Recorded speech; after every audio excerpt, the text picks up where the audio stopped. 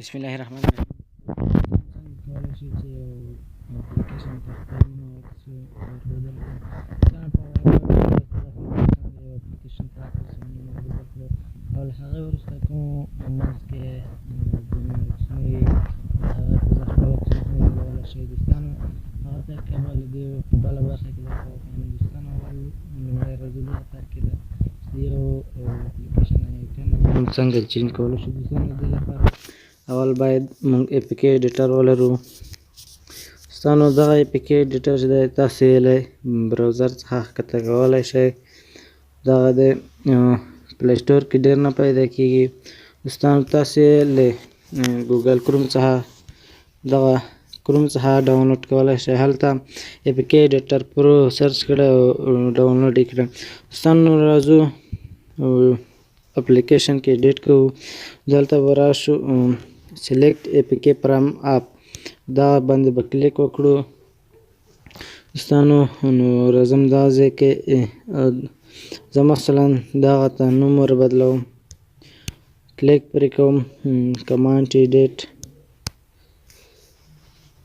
او له هغې وروسته دوستانو کوم عکس چې تاسو ور بندوئ هغه دلته کلیک وکړئ په دغه عکس باندې دوستانو. تاسو به یو عکس ورته راواخلئ، زه ورته دغه عکس رااخلم او له هغې وروسته یې نوم هم ور بدلوم. دلته دوستانو دلته نوم ورکوم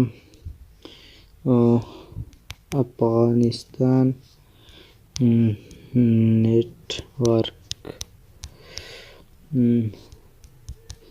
سروس دوستانو.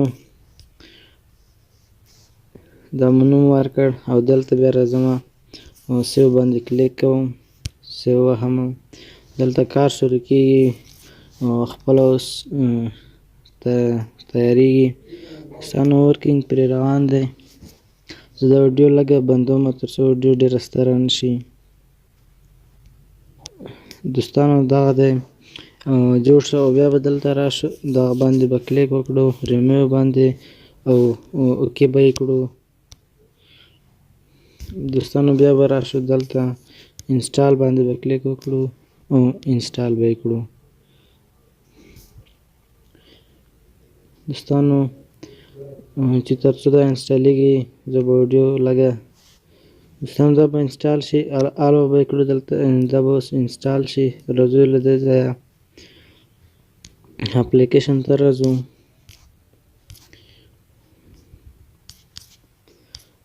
دلته یې موږ اوس ګورو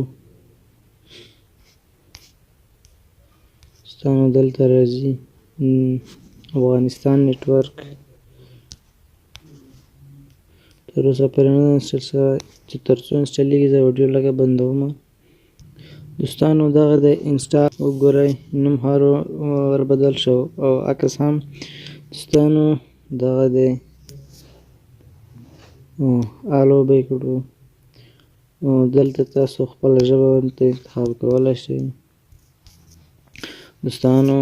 وګورئ نوم ورته چینج شو دوستانو. په بله ویډیو کې به درته ښیم چې یو پروګرام څنګه پښتو ته ژباړلی شو دوستانو. دلته انګلیش دی، ور ولیکئ کریډیټ یو داسې څه نوم ورکړئ. دلته دغسې خپل د یوټیوب یا فیسبوک یو آر ایل هم پکې لګولی شئ او هم د اډمو بینر هم پکې لګولی شئ. وګورئ دوستانو راتلونکي ویډیو کې به تاسو ته ټول معلومات درکړم د دغه ځای. تاسو څخه ډېره مننه کوم چې زموږ ویډیو مو وکتله. له هڅو نه مې ډېره مننه.